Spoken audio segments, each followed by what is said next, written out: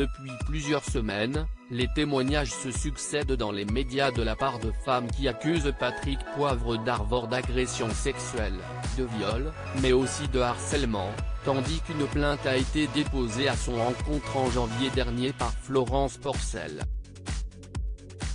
Pour les besoins de l'enquête, un appel a été lancé pour que les femmes sortent du silence, notamment pour déterminer la personnalité du journaliste. Et comme beaucoup de ses proches le défendent, l'ex-présentateur de JT de TF1 est avant tout un séducteur. Une personnalité que décrit volontiers Géraldine Maillet, qui a elle aussi fait face à ses avances, sans le rapport de force décrit par plusieurs victimes présumées.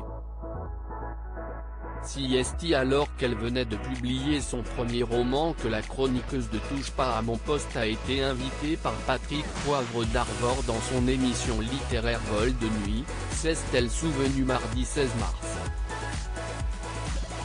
À la fin de l'émission il s'est approché de moi de manière un petit peu cavalière, se souvient la chroniqueuse qui décrit une sorte de drague un petit peu lourde.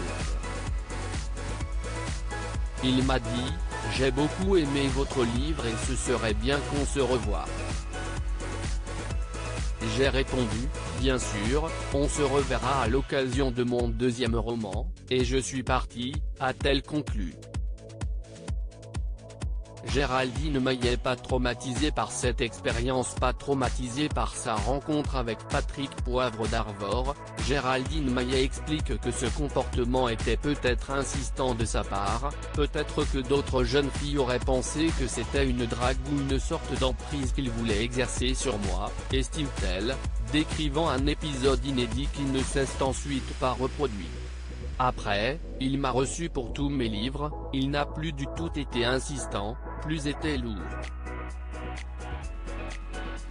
Quand je lis ça, l'enquête du Monde, note de la rédaction, je me dis que peut-être certaines jeunes filles n'ont pas eu la même réaction, qu'il y a eu un rapport de force que moi je n'aille pas subi, admet-elle.